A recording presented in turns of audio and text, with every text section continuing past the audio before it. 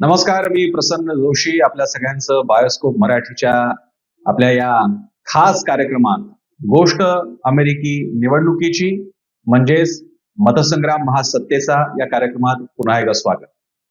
पुढे जाण्यापूर्वी एक नेहमीची आठवण, ती म्हणजे आमचा चॅनल द बायोस्कोप मराठीला सबस्क्राईब करा, लाईक करा, शेअर करा, बेल आयकन दाबा, जेणेकरून तुम्हाला नोटिफिकेशन्स मिळतील कार्यक्रमाच्या.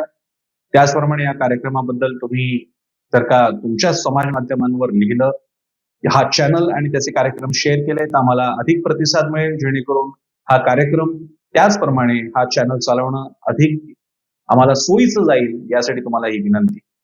नेहमीप्रमाणे अमेरिकेची ही इंटरेस्टिंग होत चाललेली निवडणूक आणि तिची गोष्ट आपल्याला सांगण्यासाठी आहेत अमेरिका स्थित विश्लेषक, उद्योजक आणि विविध आंतरराष्ट्रीय समूहांमध्ये उच्चपदस्थ काम केलेले रवी मराठे.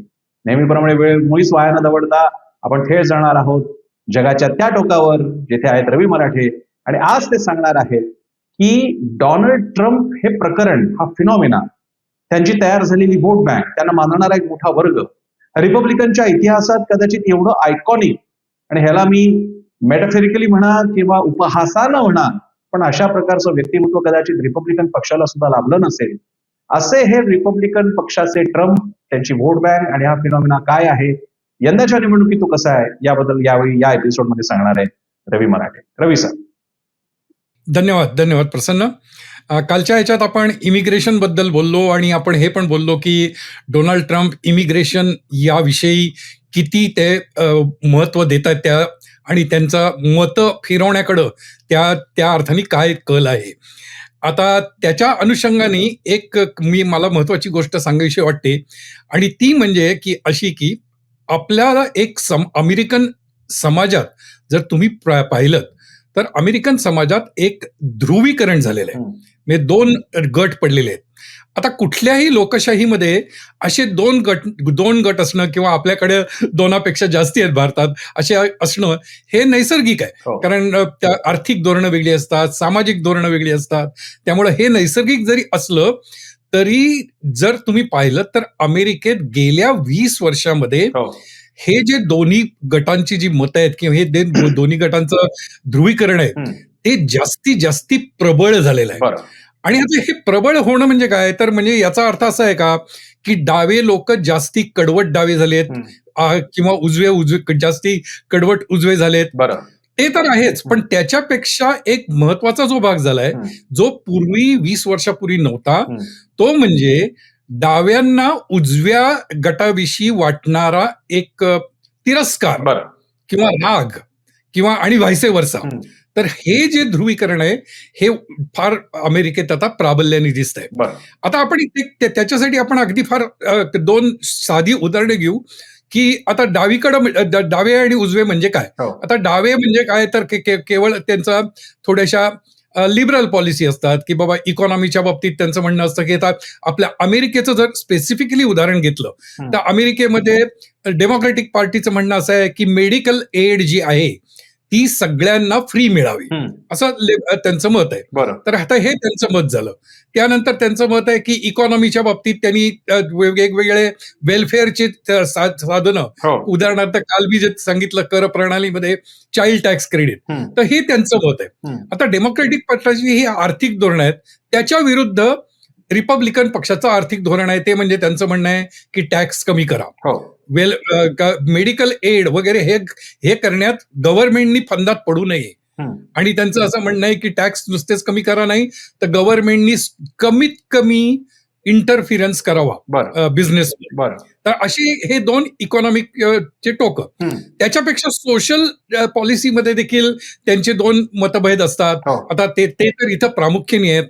त्याचं कारण असं आहे की डेमोक्रॅटिक पार्टीचं जर आपण उदाहरण घेतलं तर ते म्हणतायत की LGBTQ हे जे हा जो समाज आहे, तर त्या समाजाला डेमोक्रॅटिक पक्षाचं सहानुभूती आहे, मान्यता आहे. आणि त्याच्या विरुद्ध रिपब्लिकनच आहे. रिपब्लिकन म्हणतात की तुम्ही जर बायबल पाहिलं तर बायबलमध्ये असा काही उल्लेख नाहीये कुठं LGBTQ या अर्थाचा. तर त्यामुळं बायबलमध्ये फक्त पुरुष आणि स्त्री असा सरळ उल्लेख असला आहे. याचा अर्थ हे चुकीचं आहे. म्हणजे हे एक उदाहरण झालं. दुसरं उदाहरण म्हणजे इमिग्रेशनचं, हं. की इमिग्रेशनला डेमोक्रॅटिक पार्टी म्हणते, की लीगल इमिग्रेशन व्हावं, कारण त्यामुळे जास्तीत जास्ती टॅलेंट बाहेरच्या जगातला आपल्याला मिळेल. बरं. आता ते म्हणतात, पण आता रिपब्लिकन पक्ष म्हणतो नको, इमिग्रेशन नको, हं. आम्हाला आमच्या बॉर्डर आहे तीच सिक्युअर करा. तर बरं. असे हे महत्वाचे फरक आहेत. पण आता हे महत्वाचे जरी फरक असले तरी ते फरक मी म्हणलं तसं जरा अगोदर बोलल्याप्रमाणे ते आता प्रामुख्याने ठळक झालेले आहेत. बरं. आता ते त्या मगाशी जो एक डायग्राम जो पाहिला, तो जर आपण पाहिला तर त्या डायग्रामवर तुमच्या लक्षात येईल, हं. की गेल्या काही वर्षामध्ये 2004 पासनं साधारणतः 2022 पर्यंत हं. हे कसं बदललेलं आहे. म्हणजे आता जर तुम्ही पाहिलं ते हो. डावीकडं, तर 62% लोक म्हणतात की अनफेवरेबल. बरं. म्हणजे हे ना, डेमोक्रॅटिक लोक म्हणतात की रिपब्लिकन पक्ष नको. त्याच्या उलट रिपब्लिकन पक्ष म्हणतात की 54% अनफेवरेबल. हं. आणि हीच जर प्रमाण जर तुम्ही पूर्वी पाहिलं तर ते साधं 12% किंवा 21% होतं. हं. म्हणजे याचा अर्थ काय झालाय, की ही जी अ, दुसऱ्याच्या विषयीचं मत हे वाईट असणं, हं. ह्याचं प्रमाण हे वाढलंय. बरं. माझं मत चांगलं आहे हे ठीक आहे, हं. पण मग दुसऱ्याचं मत, दुसरा पक्ष जे सांगतोय ते चुकीचं आहे, हे वाढलंय. बरं. आता याच्या कारणात आपण फारसं काही डिटेलमध्ये जायला नको, पण त्यातलं एक महत्वाचं कारण आहे, हो. ते म्हणजे सोशल मीडिया. हं. आणि ते आपल्याला सर्वात माहिती आहे की ते कसं काम करतं. हो. पण सांगायचा मुद्दा कसा आहे, की हे पार्टिझन अँटिपथी म्हणता येईल, हं. ती वाढलेली आहे. बरं. पण याच्यातली एक वेगळी गंमत आहे बरं का, की हे आपण इकडं म्हणतो की असं 2 वेगवेगळे समाजातले पक्ष प्रवाह आहेत, की ज्यांची मतं एकमेकांच्या ठाम विरोधी आहेत. हं. पण काही इश्यू असे आहेत, की ज्या ठिकाणी जर तुम्ही पाहिलत, तर त्यांची मतं जुळतात. हं. आता उदाहरण म्हणून मी तुला देतो. 78% अमेरिकन लोक अशी आहेत, की त्यांचं म्हणणं आहे, की टॅलेंट येण्यासाठी लीगल इमिग्रेशन पाहिजे. हं. 80% लोक मतदार असे आहेत, की जे म्हणतात, की गन कंट्रोल पाहिजे. गन कंट्रोल म्हणजे काय, की हो. गन हो. तुम्ही कोणाला विकण्यापूर्वी हं. त्याची बॅकग्राऊंड तपासून पहा. तो बरं. गुन्हेगार आहे का? बरं. त्याची काही मेंटल प्रॉब्लेम आहेत का? हे तपासून पहा. हं. म्हणजे सांगायचा मुद्दा काय, की काही मुद्द्यांवर हा ध्रुवीकरण नाहीये, हं. पण काही मुद्द्यांवर ते ध्रुवीकरण फार स्ट्रॉंग आहे. बरं. आणि त्याचा मात्र परिणाम आपल्याला या निवडणुकीत दिसतो. कारण हे ध्रुवीकरण दिवसेंदिवस वाढत चाललंय. हं. आणि रिपब्लिकन पक्षाचे अध्यक्षाचे पदाचे उमेदवार हं. राष्ट्राध्यक्ष डोनाल्ड ट्रम्प बरं. त्याचा फारच चतुराईने आणि महत्वाचा उपयोग करून घेत आहेत. हं. आता आपण हेच जर पाहिलं तर पुढच्या एक थोडासा डायग्राम आहे, त्याच्यात हेच दिसतंय तुम्हाला. हं. म्हणजे मगाशी जे दाखवलं तेच, की तुम्ही thermometer rating by Democrats and Republicans, हं. की एकमेकांविषयी वाटणारी मतं आणि स्वतःविषयी वाटणारी मतं. हं. आणि याच्यात देखील मी दाखवलंय, की 1904 पासून 2020 पर्यंत हे कसं बदलत आलेलं आहे. तर ते बदलत आलेलं आहे. त्याच्यात जर तुम्ही पाहिलं तर खालच्या ज्या 2 तुटक लाईनी आहेत, त्या जर तुम्ही पाहिल्यात, हं. तर त्या महत्वाच्या आहेत. कारण त्या ज्या लाईनी आहेत त्या एकमेकांवरचा अविश्वास दाखवतात बरं. किंवा एकमेकांबद्दलचा दुस्वास दाखवतात, असं म्हणूया. बरं. तर थोडक्यात काय, की हा पोलरायझेशन आहे. आणि डोनाल्ड ट्रम्प हं. हा जे फिनॉमेना असा जो तू जो त्याचा उल्लेख केलास, हं. तर तो फिनॉमेना हा या सोशल डिवाइड हं. किंवा हा पोलरायझेशनचा एक महत्वाचा प्रॉडक्ट आहे, हं. असं मी म्हणेन. आता हे कसं काय? आणि मग आता त्याच्या अनुषंगाने काही प्रश्न येतात, हं. की आता असं असं महत्वाचं त्यातले 2-4 प्रश्न हे कायम लोकांच्या मनात असतात. ते म्हणजे, की डोनाल्ड ट्रम्प हे स्वतः त्यांच्यावरती काही खटले झाले. हो. आता ते खटले झाले, त्यात आर्थिक गुन्हेगार म्हणून त्यांना न्यूयॉर्कच्या न्यायाधीशांनी दोषी ठरवलं. हं. त्याची शिक्षा दिली. त्यानंतर दुसरा एक खटला चालला, त्याच्या एक्झॅक्ट कलमाविषयी आपण नको बोलायला, पण हो. आपण एक सर्वसाधारण असं बोलूया, की एका स्त्रीशी त्यांनी गैरवर्तन केलं, हो. त्याबाबत त्यांना दोषी ठरवलं. हो. आता तो खटला झाला. हं. असे त्यांच्या विरुद्ध 3 खटले त्यांनी दोषी झालेत. हं. आणि असेच आणखी 2-3 खटले प्रलंबित आहेत. हं. तर ज्या गुन्हेगाराला 3 कोर्टांनी दोषी ठरवलंय, हो. फेलन म्हणून त्याला डिक्लेअर केलंय. हम्म. आणि ज्याला सर्व म्हणतात की यांच्यामुळं गेल्या वेळेला कॅपिटल राईट्स झाले. आणि असं असताना देखील या व्यक्तिमत्वाच्या माग ही लोक का ठामपणे उभे आहेत? बरं. आणि ही कोण आहेत? ही कोण लोक आहेत की जे एवढं असून देखील ट्रम्पना पाठिंबा देतात, ते एवढं वेडं बोलतात? म्हणजे अगदी स्पष्ट सांगायचं म्हणजे ट्रम्प यांचं व्यक्तिमत्व कसं आहे की खोटेपणा, सनसनाटी बोलणे, हो. अपमान करणे. आता उदाहरणार्थ कमला हॅरिस यांच्याविषयी त्यांची जर वाक्य पाहिली हो. तर लाफिंग कमला, लाईंग कमला वगैरे. म्हणजे समोरचे त्या उमेदवार देखील अध्यक्षपदाच्या उमेदवार आहेत. खरं. त्यामुळे त्यांना एक मिनिमम रिस्पेक्ट असं पण जे म्हणू बरोबर आहे. तो असतो. पण हे ज्या नायसिटीज आहेत या नायसिटीज थोड्या ट्रम्प काही पाळत नाहीत. आणि मग मी म्हणलं तसं सनसनाटी बोलायचं की सनसनाटी बोलायचं म्हणजे मी त्या मला दिवशी इकडे एक तुम्हाला थोडंसं थांबवून विचारतो, पण हे जे त्यांचं वागणं आहे, हे वागणं is there a method in madness की ट्रम्प असेच आहे की ते अशा प्रकारे बोलल्यामुळे त्याची काही गणित आहेत? कारण जे काही आम्हाला आता उदाहरणार्थ हाऊस ऑफ कार्ड सारखी सिरीज जेव्हा आम्ही बघितली, त्याच्यात अमेरिकन राजकारण सांगितलं जातं, त्यात जाणवलं की तुम्हाला नीट अख्खी एजन्सी असते आणि ती तुमच्या सगळ्या गोष्टींचं, तुमचं स्टाईल, तुमची प्रतीकं, तुमचे हातवारे, तुमच्या मुद्रा, चेहऱ्यावरचे हावभाव, सगळ्या गोष्टींचं मार्गदर्शन केलं जातं. त्यामुळे ट्रम्प हे जे दाखवले जातात, अरे नाही ट्रम्प असेच आहे, उघडे वागणेचे, ट्रम्प जरा असेच आहेत, ते खरंच तसे आहेत का ते एका सिस्टीमचा विचारपूर्वक बनवलेला अशी आवृत्ती आहे व्यक्तिमत्व?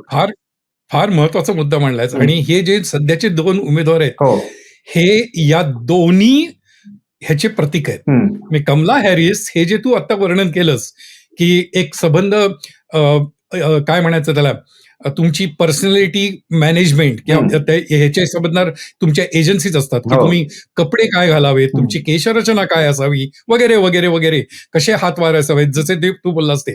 तर कमला हॅरिस या त्याचे प्रतीक आहेत.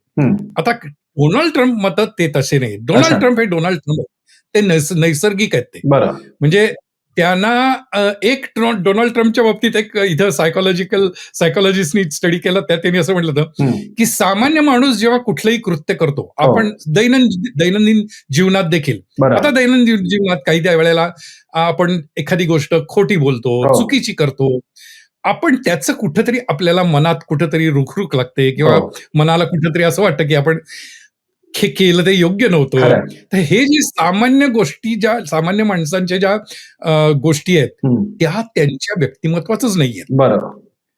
म्हणजे त्यांना स्वतःविषयी कुठेही असं सेल्फ डाऊट असा नाहीच. मी आता थोडक्यात सांगायचं म्हणजे काय, त्यांना जर तुम्ही गुन्ह्यात त्यांना खोटं दोषी ठरवलं कोर्टाने, त्यांचं फक्त म्हणणं आहे की तेच दोषी ठरवणं हेच खोटं आहे. कारण हे खटले हे सगळे राजकीय हेतूने केलेले. ठीक आहे. त्यांना जर त्यांनी एखादी जर गोष्ट खोटी बोललं असं तर त्यांना दाखवून दिलं, तर ते म्हणतात की नाही, ते मी बोलतो तेच खरं आहे. तर म्हणजे त्यांना असं ते जेन्युअनली वाटतं की ते तसे आहेत. आणि त्याच्याविषयी आपण थोडंसं पुढं आणखी बोलूया, कारण काही फार इंटरेस्टिंग गोष्टी त्याच्या बाबतीत आहेत. पण तुझ्या प्रश्नाचं उत्तर आहे की हे त्यांचं व्यक्तिमत्वच आहे. एक बेधडक आणि कुठल्याही गोष्टींची पर्वा न करणारं, एक अत्यंत ज्याला स्वकेंद्रित असं जे म्हणता येईल ना, ते स्वकेंद्रित त्यांचं व्यक्तिमत्व आहे. पण त्याला जो ट्रम्प असे घडण्यामध्ये त्यांची गर्भश्रीमंत पार्श्वभूमी, घरातच चालत आलेला श्रीमंतीचा वारसा, ते स्वतः श्रीमंतीत वाढले आणि असे ते म्हणजे उद्योजकामध्ये, अमेरिकन उद्योजकामध्ये जे काही लागतं त्या सगळ्या गोष्टी त्यांच्यामध्ये होत्या. त्या तसं ते मिळवतही गेले आणि आयुष्य जगतही गेले. म्हणजे उदाहरणार्थ त्यांची अफेअर्स किंवा या सगळ्या गोष्टी आपल्याला बाहेरून बघताना विचित्र वाटत असेल, पण अमेरिकन लाईफस्टाईलचा तो अप्पर अमेरिकन लाईफस्टाईलचा तो भागही असावा. तर या व्यक्तीबद्दल म्हणजे ट्रम्प बद्दल बोलत असताना तिथे काय गमती जमती सांगितल्या जातात, तो फिनॉमिना बघत असताना, अरे ट्रम्प म्हणजे जसं की आता आपल्याकडे समजा की आता बाळासाहेब ठाकरेंचे किस्से सांगितले जातात. बाळासाहेब ठाकरेंचा एक इंटरव्ह्यू होता आणि तो उघड आहे, युट्यूबवरती पण अवेलेबल आहे, ज्याच्यामध्ये त्यांच्या हातात बिअरचा ग्लास आहे आणि ते इंटरव्ह्यू देत आहेत. बाळासाहेब ठाकरे किंवा राज ठाकरेंची स्वतःची स्टाईल आहे. ते अगदी मधल्या काळात आता त्यांनी एका ठिकाणी जाहीर कार्यक्रमात बोलताना त्यांच्या डिसेंट्रीचा किस्सा त्यांनी अगदी उघड्या वगड्या शब्दात सांगितला. अमेरिकेमधलाच कार्यक्रम होता त्यांचा. तर ट्रम्पचे असे कोणते किस्से सांगितले जातात, मग त्यांच्या पर्सनल लाईफचे असतील किंवा त्यांच्या उद्योजक. मी तर असं ऐकलं की त्यांचं स्वतःचं जे विमान आहे ते एअरफोर्स वन पेक्षा महागड आहे आणि अधिक सोयी सुविधा आहेत त्यामध्ये. तर असं काय लेजंड्स काय आहेत त्यांच्यामध्ये? त्यांच्या लेजंड्स बऱ्याच आहेत. म्हणजे आपण असं जर तू विचारायला गेलास तर त्यात अशा 1-2 अशा नाहीयेत त्या. अच्छा. त्या म्हणजे वर्षानुवर्ष निर्माण झालेल्या आहेत आणि त्या बाबतीत मात्र काही लेजंड्स त्यांनी मुद्दामून त्या बनवल्या आणि त्या प्रोजेक्ट कशा होतील याच्यावर त्यांचं लक्ष आहे.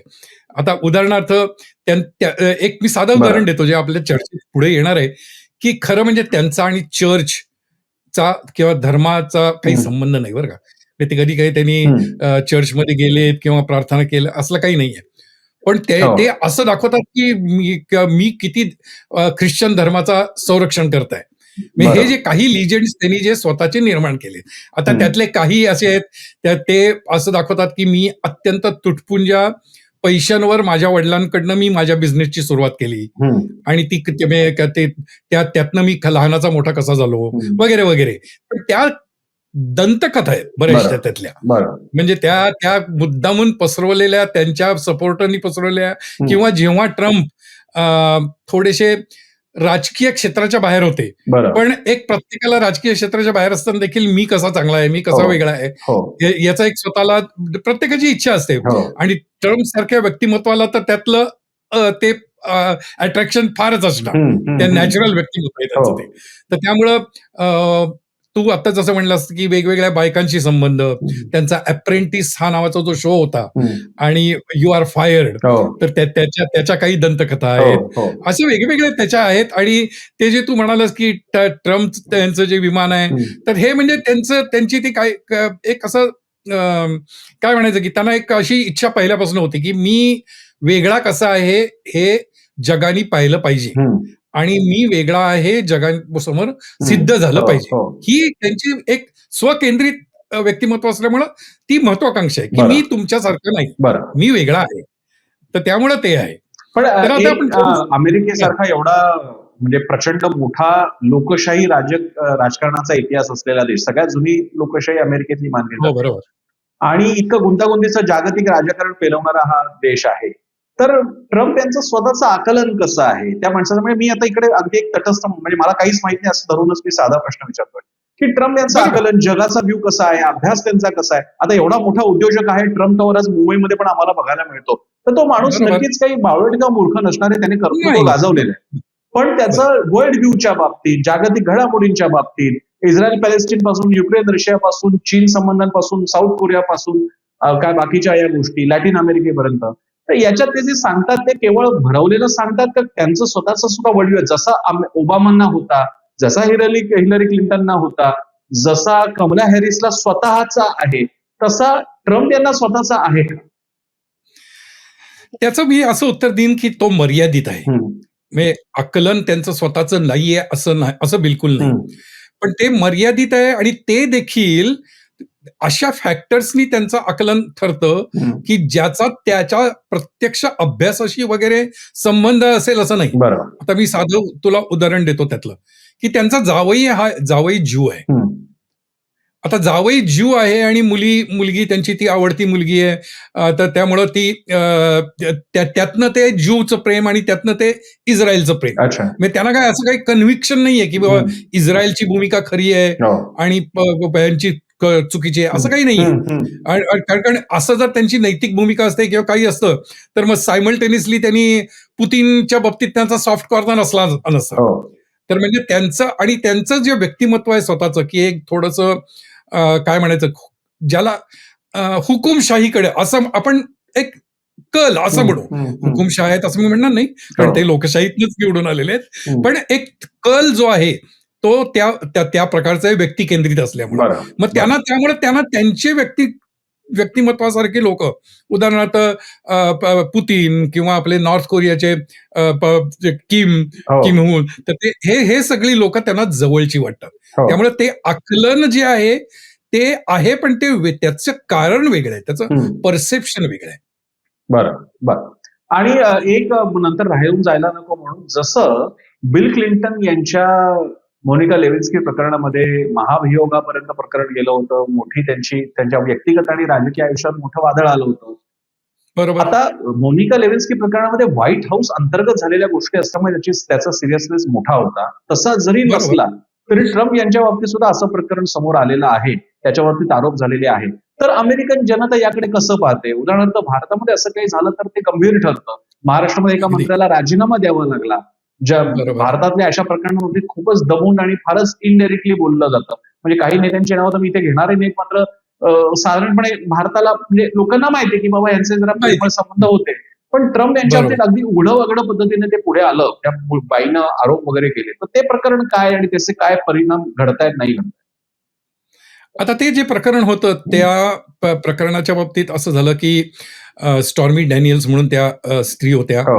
आणि त्यांच्याशी त्यांचे काही संबंध होते आणि जेव्हा ते राष्ट्राध्यक्ष पदाच्या निवडणुकीला उभे राहणार होते त्यावेळेला ते प्रकरण बाहेर येऊ नये म्हणून त्यांनी काही पैसे त्यांना देऊ केले हो. आणि मग तो हश मनी म्हणतात तो देणं हे बेकायदेशीर आहे, पण ते त्यांनी काम केलं. तर या संदर्भातला तो खटला होता. आणि दुसऱ्या एका ज्या बाई आहेत त्यांच्याशी त्यांनी कुठेतरी सुपर मार्केटमध्ये गैरवर्तन केलं असं मी परत म्हणेन, हो. कारण थोडे कायदेशीर टर्मिनॉलॉजी हो. बलात्कार असं नाही म्हणणं म्हणतो. हो. गैर ठरतं. ठीक आहे. तर त्यामुळे मी गैरवर्तन असा सर्वसाधारण शब्द वापरतोय. तर त्या बाबतीत त्यांच्यावर तर खटला सिद्ध झाला. पण आता इथंच खरी मेघ आहे की जे ट्रम्पचे जे खरे कडवे पाठीराखे आहेत त्यांना त्याच्याशी काही देणं घेणं नाही. हा जो फरक आहे ना, नैतिकता म्हणजे असं आपण म्हणतो की नैतिकतेचे निकष हे 100 मैलावर बदलतात आणि समाजात बदलतात.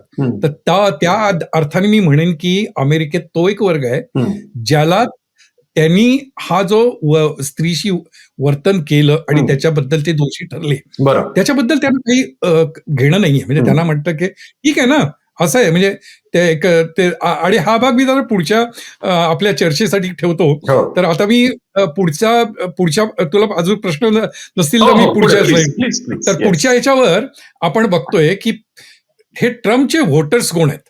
ओके, याचा इथे एक स्टडी झाला की हे ट्रम्पचे हे व्होटर्स कोण आहेत. आता यातले फर्स्ट म्हणजे स्टॉन्च कन्झर्वेटिव्ह. एक मिनिट.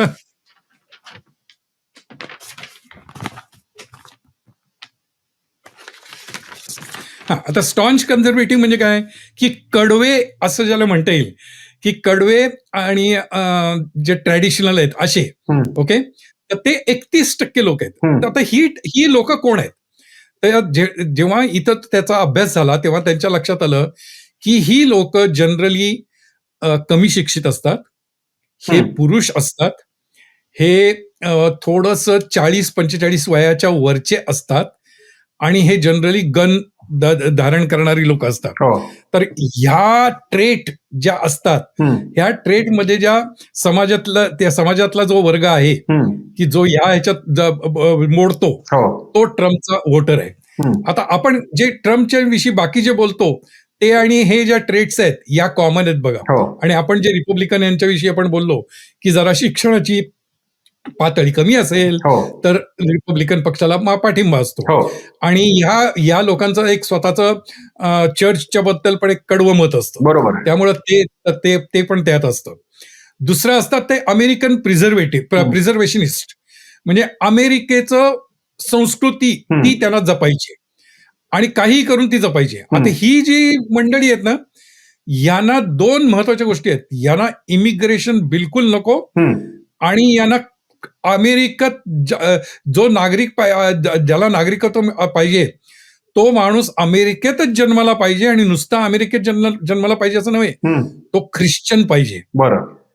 हा, तर हे जे अमेरिकन प्रिझर्वेशनिस्ट आहेत हे 20% आहेत. आता तू जर विचार केलास तर ह्या 2 ह्याच्यातच हे 51% मतं झाली. आता म्हणजे ट्रम्पचे व्होटर्सचा सेगमेंट झाला.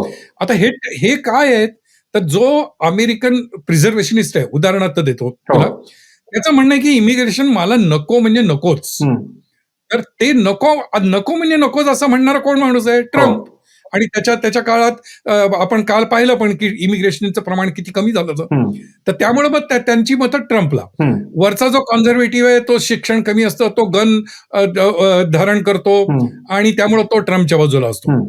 तिसरा जो आहे तो फ्री मार्केटियर. फ्री बरं. मार्केटियर म्हणजे मुक्त अर्थव्यवस्था.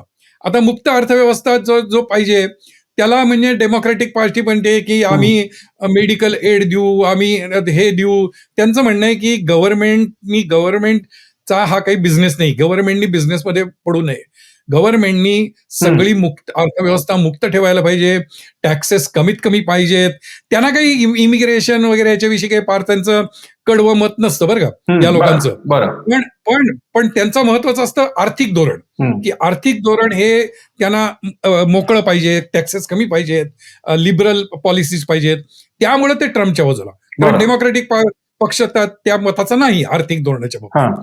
त्यानंतर अँटी एलिट. अँटी एलिट म्हणजे आपल्या कुठल्याही समाजात हा एक वर्ग असतोच बघ, बरं. की ज्याला आपल्या एक एलिट जो वर्ग असतो, हम्म, वरिष्ठ समाजातला म्हणजे श्रीमंत म्हण किंवा ज्याला सामाजिक स्टेटस असतं, हम्म. तर याच्याविषयी एक मनात राग असतो हो. आणि तो राग असतो आणि तो राग त्यांना तो राग असतो ते व्यक्त करायचं साधन त्यांना कुठंतरी पाहिजे असतं हो. आणि त्यांना त्यांना व्यक्त करण्याचं साधन त्यांना ते ट्रम्पच्या स्वरूपानं मिळतं. अच्छा. कारण ट्रम्प भाषणं तुम्ही पाहिलीत तर हो. ते म्हणतात की मी सगळ्या अर्थव्यवस्थेची बंधनं काढून टाकीन हम्म, आणि ही सगळे एलिट मंडळी वर्षानुवर्ष वॉशिंग्टनमध्ये जी सत्तेचे दलाल झालेले आहेत हम्म, त्यांना मी तिकडनं हाकलून लावीन. हम्म. म्हणजे त्यांचा थोडक्यात अँटी एलिट असा एक त्याचा अप्रोच असतो. बरं. तर त्यामुळं ही 19% लोक आहेत आणि 5% डिसएंगेज्ड आहेत. म्हणजे त्यांना खरं म्हणजे त्यांना राजकारणाशी काही देणं घेणं नाही, कशाशीच काही देणं घेणं नाही. हम्म, पण आता निवडणूक आली आहे आणि कोणतरी म्हणतंय शेजारचा म्हणतोय की अरे जा मत दे. हम्म. मग मत कोणाला द्यायचं तर त्यातल्या त्यात मला हा बरा वाटतो कारण हा अमेरिकन लोकांचं काळजी घेतो असं मला वाटतं. हम्म. तर हे ट्रम्पचे व्होटर्स आहेत. अच्छा. तर याच्यातलं जर तू पाहिलंस तर सामाजिक तत्वांवर किंवा सामाजिक पॉलिसीजवर हम्म, पहिले 2 गट आहेत की जे ट्रम्पचे व्होटर आहेत हम्म, आणि नंतरचे जे 2 आहेत ते आर्थिक धोरणामुळे आहेत. हम्म. पण त्यामुळं ते ट्रम्पचे कट्टर समर्थक आहेत. बरं. ठीक आहे. आता याविषयी तुला काही विचारायचं आहे का मी पुढच्या ह्याच्यावर जाऊ? कारण माझ्या दृष्टीने पुढच्या ह्याच्यावर तर काही भागात हो. तू मगाशी जे काही बोलत होतास त्यातले काही गोष्टी हो. होणार आहेत. याच्यातला एक प्रश्न मला विचारायचा आहे तो म्हणजे जसं भारतामध्ये आपल्याला म्हणजे आपण तुलना करायचा आहे अकॅडमिक तुलना म्हणून की भाजपचा प्रामुख्यानं आधार हा आपल्याला उत्तर भारतातली राज्य उत्तर प्रदेश, बिहार, झारखंड, बिहार तुलनेनं नाही खरं तर उत्तर प्रदेश, मध्य प्रदेश, राजस्थान, गुजरात अशी बघायला मिळतात आणि त्या राज्यातलं वर्गीय शैक्षणिक आता तिथे आपल्याकडे गंमत वेगळी आहे. आपल्याकडे उच्च शिक्षित पण उत्तर भारतातला असेल तर तो भाजपच्या बाजूने असायची शक्यता जास्त असते, पण उच्च शिक्षित दक्षिणेतला असेल तर भाजपच्या बाजूचा असायची शक्यता कमी होऊ शकते, डायल्यूट होऊ शकते वगैरे. तर ट्रम्प यांच्या बाबतीत बघत असताना कमी शिकलेला ट्रम्पच्या बाजूने, जास्त शिकलेला कमलाच्या बाजूने, याच्यातले पण काही फरक आहेत का? गेल्या काही काळामध्ये सध्या एकूणच जगामध्ये कॉन्झर्वेटिव्ह होण्याचं प्रमाण वाढलेलं असताना संकुचितवाद असेल, प्रादेशिक वाद असेल, अस्मितावादी असेल, तर आता हे सगळे हायली एज्युकेटेड लोक सुद्धा ट्रम्प यांच्या बाजूने जातात का? तसं काही तुम्हाला वेगळं काही बघायला मिळतंय का? हायली एज्युकेटेड लोक अजून तरी काही मोठ्या संख्येने ट्रम्पच्या मागे जात आहेत असं आत्ता तरी कुठं लक्षणं नाहीये. आणि इनफॅक्ट थोडंसं इथं मी एक जर आपण सामाजिक विश्लेषण केलं तर आपल्याला असं आढळेल की जास्ती शिक्षण आणि लिबरल विचार हे थोडेसे हातात हात घालून जातात इथं. आणि त्यामुळं ते ट्रम्पच्या बाजूनी जात नाही. आणि त्याचं थोडंसं कारण इथं एक आहे आणि ते म्हणजे इथली विद्यापीठं याच्यावर कुठलंही आपल्यासारखं जसं UGC वगैरे असलं काही इथं कंट्रोल नाही की तुम्ही काय शिकवा, कुठले विषय शिकवा, किती फी घ्या, याच्या प्रत्येकाचं स्वातंत्र्य आहे. त्यामुळं इथली विद्यापीठं आणि म्हणून त्याला इथल्या कित्येक विद्यापीठांना जगात अतिशय मानाचं स्थान आहे.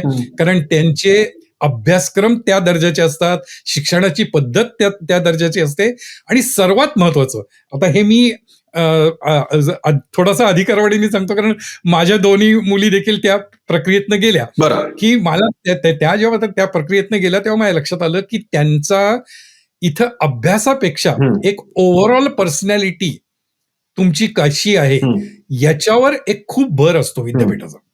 त्यामुळं विद्यापीठातनं जे उच्च शिक्षण घेतात, आणि मी म्हणतो तसं उच्च शिक्षण म्हणजे काही पोस्ट ग्रॅज्युएट असं नाही, इथं ग्रॅज्युएशन हे देखील चांगलं शिक्षण समजलं जातं.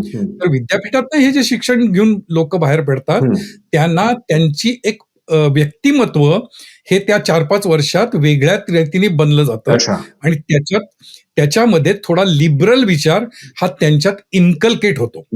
आणि त्याचं मी तुला साधं एक छान उदाहरण आहे, आणि जे आता आपण परवाचा जो मॅप पाहिलाय, आता मला पटकन दाखवता येणं शक्य नाही, पण पेन्सिल्व्हेनिया ह्या राज्याचा आपण परवा मॅप पाहिला, आणि पेन्सिल्व्हेनिया राज्याच्या मॅपमध्ये तुम्ही पाहिलं की उजवीकडे फिलाडेल्फिया, डावीकडं पिट्सबर्ग आणि वरती एरी, अशी 3 शहरं, आणि ती तिन्ही शहरं डेमोक्रेटिक. ठीक आहे, आणि बाकी सगळा भाग लाल, रिपब्लिकन. पण त्या संबंध रिपब्लिकन भागात एक मध्ये एक छोटा निळा भाग आहे. हो, आहे, पाहिला, आठवतंय मला. आणि तो छोटा निळा भाग आहे, तिथं शहर नाहीये बरं का. मग प्रश्न पडेल की मग जर हा अचानक एकच मध्ये काउंटी ही निळी कशी झाली, आणि ते शहर नसताना. आणि त्याचं कारण असं आहे, ती काउंटी म्हणजे काही नाहीये, त्या काउंटीमध्ये फक्त विद्यापीठ आहे. पेन्सिल्व्हेनियाचं जे जगप्रसिद्ध विद्यापीठ आहे ते तिथं आहे. त्यामुळं विद्यापीठ आणि विद्यापीठाची संलग्न संबंध, त्यांचा स्टाफ, संस्था, हे सगळे त्या काउंटीत राहतात, आणि शिक्षण आणि डेमोक्रेट हे संगत आहे.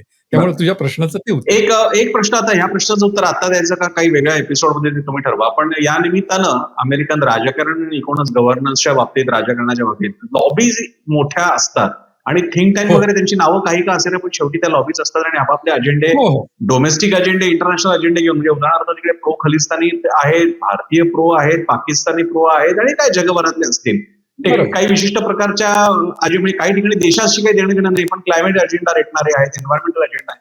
तर लॉबिंग बद्दल तुम्ही एकतर आता किंवा पुढच्या वेळेसाठी आपण ठेवू, पण तो एक मुद्दा आपण कव्हर करूया, लॉबिंगचा, अमेरिकन लॉबिंग. लॉबिंग हा फार महत्वाचा विषय, तर त्याच्यावर एपिसोडच करावा लागेल, त्याला बऱ्यापैकी वेळ द्यावा लागेल, थोडासा जास्ती वेळ द्यावा लागेल. आता स्वतः अमेरिकेतल्या ब्रुकिंग्स किंवा ही जी सगळी काही अशा संस्था आहे ज्या आंतरराष्ट्रीय घडामोडींबद्दल भाष्य करत असतात, काम करत असतात, तर मोठं आहे, पण आपण त्याच्यावरती वेगळं हेच केलं पाहिजे. आणि तो त्याचा नुसता निवडणुकीवर परिणाम नाहीये प्रसन्न, त्याचा राष्ट्राध्यक्ष निवडून आल्यावर पुढची 4 वर्ष त्याची जी धोरणं ठरतात त्यावर पण त्याचा डायरेक्ट इन्फ्लुएन्स असतो. तो आपण घेऊया पण नंतर, पण आता मग ट्रम्प पूर्ण करताना, कारण शेवटची 27 मिनिटं, त्यामुळे ट्रम्प पूर्ण करू आपण. तर पुढच्या, आता हे आपण ट्रम्प व्होटर कोण आहे ते पाहिलं, आता आपण पुढच्या भागात बघू की ट्रम्पचे व्होटर कोण आहेत कळलं, पण मग मुद्दा असा की त्यांना ट्रम्प का आवडतो, की ठीक आहे, तर आता तो ट्रम्प का आवडतो हे पुढच्या भागात आता मी दाखवतो तुला. तर व्हाय दे लव्ह ट्रम्प. ओके, तर त्यातला पहिला भाग म्हणजे तू पाहिलास तर अनअपॉलॉजेटिक, अनरिफॉर्म मॅस्क्युलिनिटी, पौरुषत्व, की हा माणूस जो आहे हा अतिशय या बाबतीत काय म्हणायचं त्याला, पौरुषत्वाच्या अनुषंगाने वागतो, की त्याच्या बाबतीत त्याला काही असं त्याचे कुठं काय म्हणायचं त्याला, की कमीपणा वाटत नाही पौरुषत्व गाजवण्यात. आता त्याचं मी तुला एक साधं उदाहरण देतो, आणि ते उदाहरण म्हणजे जेव्हा रिपब्लिकन पक्षाच्या अधिवेशन झालं, की ज्यामध्ये ट्रम्पला उमेदवार म्हणून डिक्लेअर केलं, तर त्यावेळेला जे गाणं जोरात वाजवलं जात होतं आणि ज्याच्यावर सबंध कन्व्हेन्शन मध्ये लोकांनी ताल धरला, तर ते जेम्स ब्राऊन म्हणून इथं सिंगर आहेत, आणि ते जे गाणं आहे त्याचं वर्डिंग होतं, it's a man's world, it's a man's world. हा, आणि हे गाणं रिपब्लिकन पक्षाच्या त्या अधिवेशनात लावलं, आणि जेव्हा ट्रम्पचं जेव्हा निवड जाहीर झाली तेव्हा त्या बॅकग्राऊंडला हे गाणं लावलेलं होतं. हे एक प्रातिनिधिक उदाहरण आहे बरं का. म्हणजे अशी बरीच तुम्हाला उदाहरणं याच्यात येतील. आता ट्रम्पच्या बाबतीत आणि मग पौरुष होतं कसं, की ते स्वतः बॉक्सिंगचे प्रमोटर होते. त्यांच्या अनेक व्यवसायात ते बॉक्सिंगच्या ह्याच्यात होते. त्यानंतर ते मार्शल आर्ट्सचे प्रमोटर होते. त्यानंतर ते तर त्यामुळं एक त्यांचं व्यक्तिमत्व म्हणजे कसं आहे, की मी 2 ठोसे देणारा असं व्यक्तिमत्व आहे. आणि त्यांना त्याची कुठेही ते काय म्हणायचं, कुठेही अभिनिवेश न बाळगता ते खुल्या प्रकारे त्यांचं पौरुषत्व जे आहे ते काय म्हणतात, वेअर ऑन द स्लीव्स असं त्याला इंग्लिशमध्ये शब्द आहे ना, की त्याची त्याला हे तर ते करतात. आणि त्याचं एक्सटेन्शन म्हणजे त्यांचे वेगवेगळ्या स्त्रियांशी आलेले तथाकथित संबंध किंवा त्याच्याविषयीच्या दंतकथा, त्याच्याविषयी होणाऱ्या चर्चा आणि त्याच्याविषयी त्यांना बिलकुल काहीही न वाटणारा गिल्ट. तर हे सगळं त्या मॅस्क्युलिनिटी आहे. त्यामुळं हा जो ट्रम्प आवडणारी जी लोक आहेत त्याच्यातला त्याचा पहिला मुद्दा आहे, की हे ट्रम्प म्हणजे पौरुषत्व दाखवणारे खरे, ज्याला आपण काही वेळा ही मॅन म्हणू, तर त्या ही मॅन स्टाईल, तर त्या ही मॅन स्टाईल त्यांचं व्यक्तिमत्व आहे, हे पहिलं कारण. ठीक आहे. त्यानंतर आता दुसरं जर कारण आपण गेलो तर दुसऱ्या कारणामध्ये असं आहे, की ट्रम्पच्या बाबतीत जर तुम्ही पाहिलं तर ट्रम्पची रॅली करणं किंवा ट्रम्पच्या कुठल्याही ह्याला जाणं हे म्हणजे एक ज्याला इव्हेंट हा देखील शब्द कमी पडेल, त्याला स्पेक्टॅकल असं त्याला नाव देता येईल. आणि याचं मी तुला आपल्या भारताला तू मगाशी थोडक्यात थोडं वेगळ्या अनुषंगाने उदाहरण दिलंस, पण मी ते वेगळ्या ह्याच्यात देतो, संदर्भात देतो, की मला आठवतंय की 25 वर्षापूर्वी किंवा 30 वर्षापूर्वी जेव्हा शिवसेनेची सभा असायची बाळासाहेबांची, तेव्हा बाळासाहेबांची सभा म्हणजे एक वेगळंच संबंध, त्याला वलय असायचं. म्हणजे ते भारून टाकणारं हे असतं. म्हणजे आता मला आठवतं की बाळासाहेब असे कोणी नेते नव्हते की ते नेते जोपर्यंत ते नेते आले सभेला की डायरेक्ट स्टेजवर त्यांचं भाषण चालू, मग बाकी कोणी बोलत असलं तरी ते भाषण बंद त्यांची. त्याच्यापेक्षा मग प्रचंड 10-15 मिनिटं दारूकाम, फटाक्यांची आतषबाजी वगैरे. तर हे जे स्पेक्टॅकल होतं ना, हे स्पेक्टॅकल जे आपल्याकडं त्या काळी शिवसेनेनी दाखवलं, आणि मी त्या काळचं उदाहरण का देतोय, आता स्थिती भारतात देखील बदलली. आता बरेच राजकीय पक्ष स्वतःची प्रत्येक मीटिंग इव्हेंट मॅनेजमेंट सारखी ती हे करतात. पण ट्रम्पच्या बाबतीत हे स्पेक्टॅकल जे आहे हे पूर्वीपासून आहे. आणि त्याचं उदाहरण म्हणजे मी तुला देतो की इकडं अमेरिकन फुटबॉल जो आहे तो इकडचा मेन लोकप्रिय खेळ. आता त्याच्याबद्दलची जी क्रेज आहे ती आपल्याकडच्या क्रिकेट बरोबरच फक्त त्याची कंपॅरिझन होऊ शकते. तर त्या अमेरिकन फुटबॉलमध्ये इथं कॉलेज फुटबॉल, त्या कॉलेज लेवलचे एक कॉम्पिटिशन असते. तर लेवलची कॉम्पिटिशन जी असते ती नॅचरली ती कॉलेज लेवल असल्यामुळे सगळा तरुण वर्ग त्यात प्रामुख्याने असतो, आणि तरुण वर्ग असल्यामुळे त्याचं वातावरणच एक अत्यंत असं हायपर किंवा अत्यंत असं म्हणजे एक्साइटिंग असं ते संबंध असतो. तर ते जे वातावरण असतं ना, ते ट्रम्पच्या सभेचं असतं. तर त्यामुळे ट्रम्पच्या सभेला जो माणूस जातो ना, म्हणजे एखादा जो माणूस समजा ट्रम्पचा जर नसेल, असं समज की मी काही ट्रम्पचा मतदार नाही असं समज, पण मी जर त्या एखाद्या इव्हेंटला गेलो तर ते सगळं पाहून मी इतका भारावून जाईन आणि इतका माझ्यावर परिणाम होईल की मी एखाद्या वेळेला सभेतनं बाहेर येताना मी जसा शिवसैनिक बाळासाहेबांचा विचार घेऊन जायचा, तसं मला असं वाटेल की अरे ट्रम्प म्हणजेच गॉड आहे. आणि मग त्या ट्रम्पच्या सभेमध्ये बिल्ड अ वॉल आणि अत्यंत आता हे थोडंसं अमेरिकेच्या समाजात कॉमन आहे की एफनी सुरुवात होणारे 4 शब्द, तर तो शब्द वापरून बायडेनच्या नावाने बोलायचं. तर हे सगळं त्या सभेत घडतं. म्हणजे हे सभेत जोरजोरात घडतं. हे कोणी एकमेकांशी दोन माणसं बोलताना असं बोललं तर एक वेळ ठीक आहे. अच्छा. हे सभेत असं घडतं आणि त्याचा त्या वर्गाला खूप त्याचा अप्रूप वाटतं. अच्छा. त्यामुळे दुसरं कारण असं आहे की ही जी इमेज ट्रम्प निर्माण करतात की ही मॅन तर आहेच, पण तुम्ही माझ्या बरोबर आलात तर बघा मी सगळं हे माझ्या आलं की हे सगळं स्पेक्टॅकल तुम्हाला एन्जॉय करा. तर ते दुसरं कारण आहे. तिसरं कारण परत ते आपण त्या स्लाइडवर जाऊ. तर त्या तिसऱ्या कारणामध्ये आहे की ज्याला आपण ते दुसरं कारण मी तुला पहिल्यांदा मी आता जो डिस्प्ले ड्रामा इव्हेंट तो या स्लाइडवर 5वा आहे, पण तो आपण आता बोलून झाला आपला.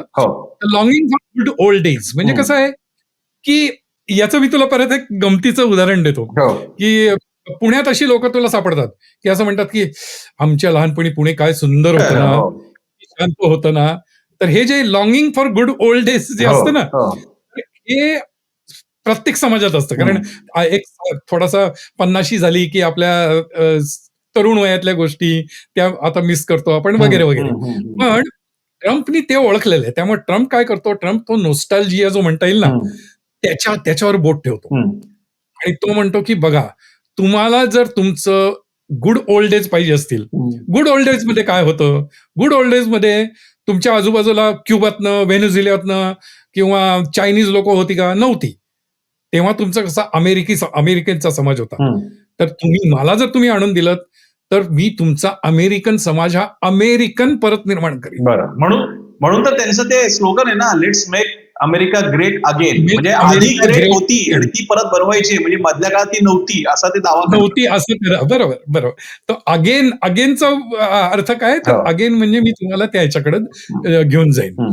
तर हा जो तिसरा भाग आहे की लोकांना ते असं दाखवतात की आता तुमची सध्याची अमेरिका बिघडलेली आहे आणि ती बिघडलेली आहे आणि तुम्हाला आठवत असेल की तुम्ही 15-20 वर्षापूर्वी 30 वर्षापूर्वी किती छान होती अमेरिका, ती मी तुम्हाला परत आणून देईन. अच्छा. तर त्यामुळे हे नॉस्टॅल्जियावाले जे आहेत ना, तो तिसरा वर्ग आहे.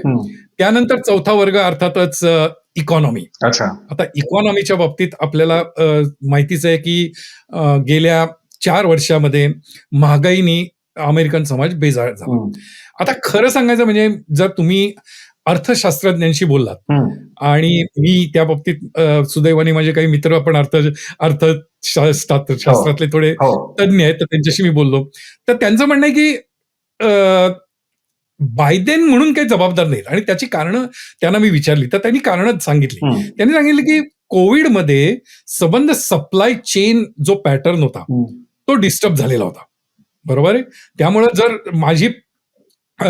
मला पाहिजे असणाऱ्या आवश्यक गोष्टी चायनामधनं येत असतील, कारण अमेरिकेचं त्या बाबतीत आहे की अमेरिका बरंचसं आयातीवर अवलंबून असतं. तर ते जर होत नसेल आणि त्याचं जर शॉर्टेज असेल तर किमती वाढणार की त्या सप्लाय चेन पॅटर्न, प्रोडक्शन पण त्या काळात कमी झालं. त्यानंतर दुसरं युक्रेन आणि रशियाचं वॉर. आता युक्रेन आणि रशियाच्या वॉरमुळे गव्हासारख्या गव्हाचं उत्पादन वगैरे वेगवेगळ्या ह्याच्यावर परिणाम झाला. पण त्याच्यातली गंमत अशी झाली की त्याचा परिणाम दिसला कधी तर बायडेन प्रेसिडेंट झाले.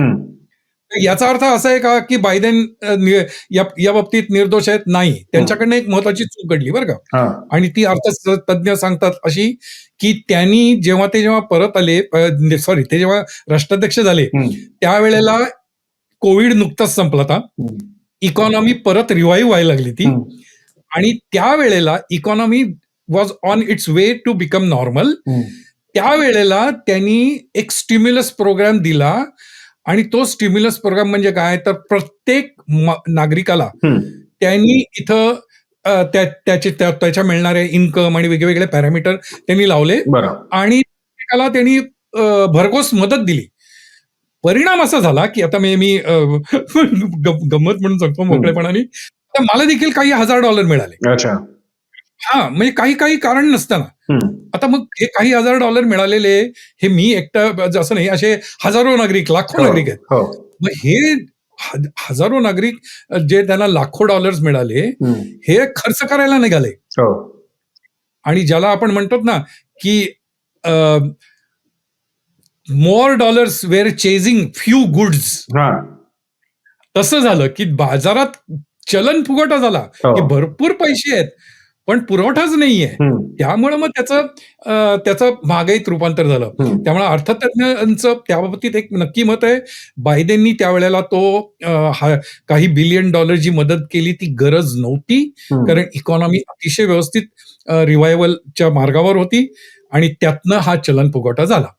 पण आता मुद्दा कसा आहे, की हे सगळे मुद्दे आपण थोडासा अभ्यास करतोय किंवा थोडासा विचार करतोय म्हणून आहेत ना.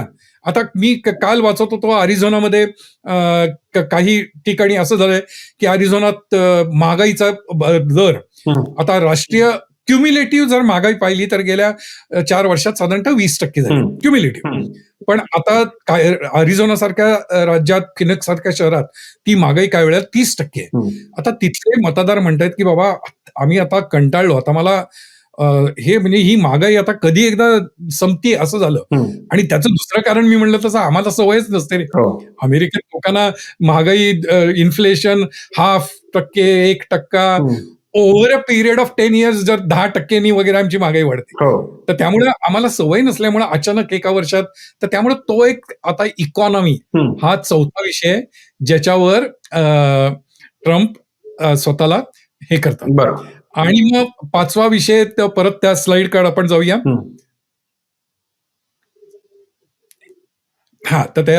आता त्याचा हा फार महत्वाचा विषय, 5वा विषय आपण चर्चेत घेतलाय, पण तो तिथं मी 3रा मांडलाय. ख्रिश्चियनिटी. ओके. आणि कॅन्डिडेट विथ डिव्हिनिटी. आता हा मात्र अतिशय महत्वाचा मुद्दा आहे. ट्रम्पचं कसं आहे की त्यांनी इव्हॅन्जेलिकल म्हणून इथं एक ख्रिश्चनांचा ग्रुप आहे.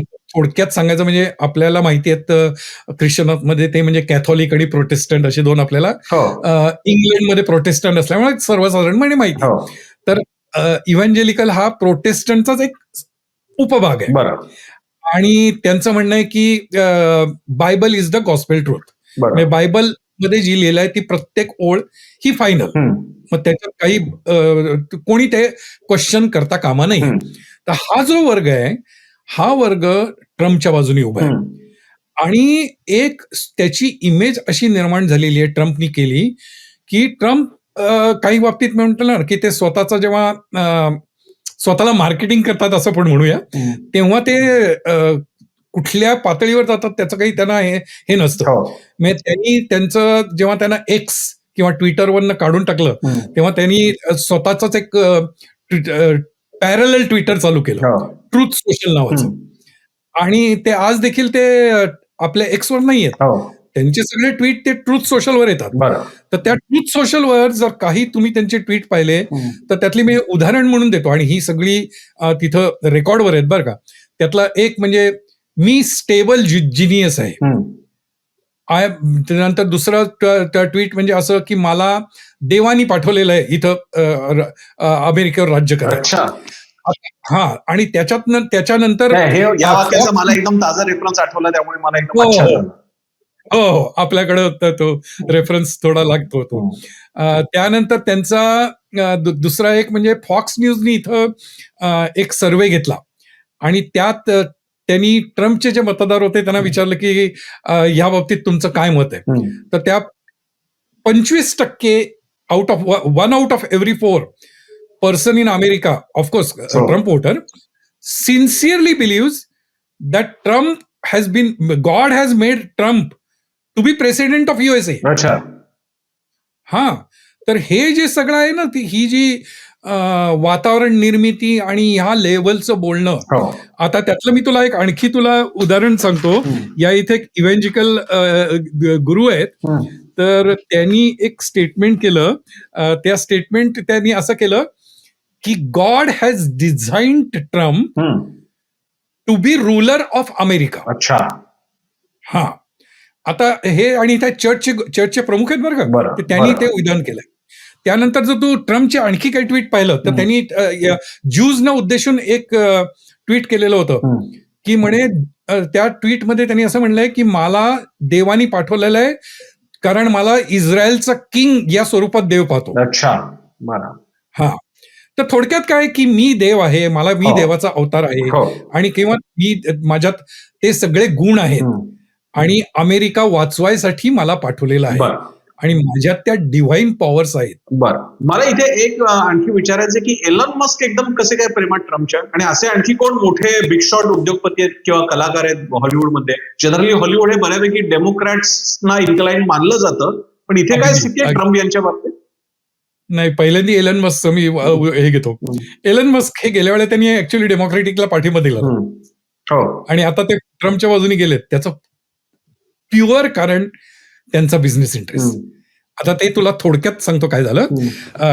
बायडेन जेव्हा आले तेव्हा त्यांनी इन्फ्लेशन रिडक्शन ऍक्ट म्हणून एक कायदा निर्माण केला हो आणि त्या कायद्यात त्यांनी असं सांगितलं की ह्या ज्या सगळ्या अमेरिकन कारचे उत्पादक आहेत, फोर्ड म्हणा किंवा बाकीचे कुठलेही, तर त्यांनी सांगितलं की तुम्ही जर इलेक्ट्रिक व्हेकल निर्माण केली तर तुम्हाला प्रत्येकाला मी प्रत्येक गाडी मागं जो माणूस गाडी विकत घेईल त्याला $8,000 गव्हर्नमेंट देईल. अच्छा हा, आता ती मोठी अमाऊंट आहे. परत $25,000 गाडीवर मला 8,000 जर गव्हर्नमेंट देत असेल प्रश्न आणि त्यात परत खरंय. मला इलेक्ट्रिक मिळत असेल तर त्याचा मला नक्कीच फायदा आहे. हो आता त्यामुळे कसं झालं, इलॉन मस्कचा जो इलेक्ट्रिक गाड्याचा टेस्लाचा व्यवसाय आहे त्याला कॉम्पिटिशन निर्माण झाली आणि त्याला नुसती कॉम्पिटिशन निर्माण नाही झाली, त्या कॉम्पिटिशनवर त्यांना सबसिडी आहे. तर त्यामुळं तुम्ही जर पाहिलं केअरफुली हो तर गेल्या साधारणतः 5 क्वार्टर किंवा 6 क्वार्टरमध्ये टेस्लाचे सेल अमेरिकेतले हे कमी कमी कमी होत आलेले आहेत आणि ते त्याची जागा घेतली आहे या सगळ्या अमेरिकन कॉम्पिटिटर्स. अच्छा कारण त्यांना गव्हर्नमेंट पाठिंबा देतं, बरं गव्हर्नमेंट सबसिडी देतं. म्हणून हे प्रेम. त्यामुळं एलॉन मस्कचा राग की अरे माझा बिझनेस बायडेनमुळे कमी झाला अच्छा आणि त्यामुळे त्या मस्कचं पाठिंब्यातलं पहिलं एक वाक्य आहे की मी तो ऍक्ट कॅन्सल करीन. अच्छा कारण त्याला तो टेस्लाची कॉम्पिटिशन नको. बरं आणि हॉलिवूड कसं, म्हणजे आपण जगावरती प्रभाव टाकणारं हॉलिवूड हे ट्रम्प आणि कमलामध्ये कसं विभागले गेले किंवा कुणाच्या बाजूने? आत्ता तरी हॉलिवूडमध्ये विभागलं जाणं असं फारच कमी आहे. मी तुला साधं उदाहरण देतो की आत्ता जर आपण मी पटकन मला ते नाव आठवत नाही आता, एक फारच मोठे प्रसिद्ध कलाकार आहेत, ऍक्टर आहेत बॉलिवूड मधले. त्यांनी तर ओपन वॉशिंग्टन पोस्टमध्ये ज्याला ऑप एड म्हणतात ना, तर तसं ऑप एड लिहून त्यांनी ओपनली डेमोक्रेटिक पक्षाला पाठिंबा दिला.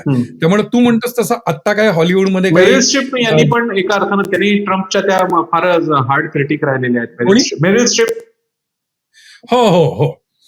नाही पण सांगायचा मुद्दा असा आहे की क्लिंट इस्टवूड म्हणताय का तुम्ही? क्लिंट इस्टवूड म्हणताय का तुम्ही? नाही, क्लिंट इस्टवूड नाही. मी सांगेन तुला, मला नाव आठवलं तर मी सांगेन. बरं ते ऍक्टर त्यांनी त्या एका मिडल ईस्टच्या बाईंशी लग्न केलंय, त्या वकील होत्या वगैरे, ठीक आहे. पण त्यांचं खूप म्हणजे त्यांना काय म्हणायचं त्याला, नुसतं पॉप्युलर नाही आहे, त्यांना एक व्यक्ती म्हणून मान आहे, व्यक्तिगत त्यांची पॉप्युलॅरिटी. फिल्मचं नाव सांगितलं तर कदाचित आठवतील मला, एखादी फिल्म सांगितलं तर मला आठवत नाही. नेमकं मी आता थोडंसं त्यावेळी ब्लँक झालोय, पण मी सांगेन तुला. तर मी सांगायचा मुद्दा काय, हॉलिवूडमध्ये असं काही तू म्हणतोस तसं आता काही फार डिव्हिजन अशी नाही आहे. आत्ता पण ट्रम्पचा एक खुनशी स्वभाव थोडासा आहे, ते बघून काही हॉलिवूडचे ऍक्टर मात्र they prefer to keep quiet. तुम्ही, मला कळलं तुम्ही कोणाबद्दल म्हणताय, मला एकदम सगळंच आठवतं. तुम्ही जॉर्ज क्लूनी बद्दल बोलताय. करेक्ट. बरोबर, जॉर्ज क्लूनी. करेक्ट, अगदी. हो, त्यांनी अगदी स्पष्ट लेख लिहून भूमिका घेतली. बरोबर. आणि जॉर्ज क्लूनी त्यानंतर इकडं एक प्रसन्न आपल्याकडं भारतात नाही आहे ही गोष्ट, आणि ती ह्या लोकशाहीत आहे आणि ती खरं म्हणजे पाहिजे आपल्याकडं. पण इकडं रात्री एक असे वेगवेगळ्या स्टँडअप कॉमेडी स्टाईलचे कार्यक्रम असतात. आता उदाहरणार्थ जिम कॉमेल. आता ही लोक काय करतात की त्यांना तो एक असा लाईट हार्टेड कार्यक्रम असतो, पण ते राष्ट्राध्यक्ष आहेत म्हणून कोणाची टोपी उडवायला कमी करत नाही, ते काय असा विचार नाही करत. आणि तसे त्या पद्धतीचा टीका आपल्याकडचे राजकीय पुढारी मला वाटत नाही सहन करतील. पण सांगायचा मुद्दा असा की ही जी सगळी लोक आहेत ही देखील आता क्लिअरली डेमोक्रॅटिक पार्टीच्या बाजूने आहेत. बरं त्यामुळे हे कुठलेही जिम कॉमेल वगैरे स्टीव्हन्सन याचे हं. जर तुम्ही नाईट शोज जर तुम्ही पाहिलेत तर ते सगळे नाईट शोज देखील अच्छा आता ह्याच्या बाजूने आहेत. आणि काल एक महत्वाची घटना घडली आहे. हं. फॉक्स न्यूजनी कमला हॅरिसचा काल इंटरव्ह्यू घेतला. अच्छा हा इंटरेस्टिंग आणि कमला हॅरिसनी तो दिला कारण कमला हॅरिसना लक्षात आलं की this is my opportunity to reach out Republican voters. बरोबर आणि तो बऱ्यापैकी यशस्वी झाला असं म्हणायला हरकत नाही. बरं. एक शेवटाकडे जात असताना काही तुमची शेवटची कमेंट असेल तर पुढच्या एपिसोडच्या दृष्टीने, अन्यथा आपण कन्क्लूड करूया. पुढच्या एपिसोडच्या दृष्टीने आपण पुढच्या एपिसोडमध्ये तू म्हणलास तसं आपण इकॉनॉमी आणि लॉबिंग बरं असे 2 मुद्दे घेऊ. जरूर. तर बायोस्कोप मराठीच्या या गोष्ट अमेरिकेची मध्ये रवी मराठी यांनी यावेळी ट्रम्प हा फिनॉमिना काय आहे आणि त्यांची सद्यस्थिती काय आहे या निवडणुकीच्या त्यांचं कॅन्डिडेचर म्हणून याबद्दल अतिशय इंटरेस्टिंग गोष्टी सांगितल्या. आणि या निमित्तानं आपल्याला बाहेरून का असेना पण अमेरिकेमध्ये चाललंय तरी काय, नेमके लोक कसा विचार करतायत याची एक छोटीशी झलक मिळालेली आहे. पुढच्या एपिसोडमध्ये आपल्याला इंटरेस्टिंग फारच मोठा महत्वाचा विषय तो म्हणजे अमेरिकेतले लॉबीज. जगामध्ये कोणाचे या अमेरिकेत सरकार येऊ पण या लॉबीज फार मोठं काम करत असतात. अनेकदा अमेरिकेतल्या धोरणांच्या मागे यांचे कॉरिडॉर्स ऑफ पॉवर्स असतात त्याच्यामध्ये लॉबीज केवढं काम करत असतात. आणि ते यावेळी कमला हॅरिस आणि ट्रम्प यांच्यासाठी काय करतायत, कोणते अजेंडे येणार आहेत, कमला किंवा ट्रम्प आल्यांनी कोणते अजेंडे भविष्यात पुढे येऊ शकताना आपल्याला दिसतील, त्याबद्दल आपण बोलणार आहोत. गोष्ट अमेरिकेची मतसंग्राम हा सत्तेचा सुरू राहणार आहे. या एपिसोडमध्ये आपण इथेच थांबूयात. रवी मराठे यांचे आभार आणि नेहमीप्रमाणे आठवण, बायोस्कोप मराठीला सबस्क्राईब करा, शेअर करा, लाईक करा आणि आमच्या सोशल मीडिया हँडल्सवरती सुद्धा आमच्याशी कनेक्ट राहा. धन्यवाद.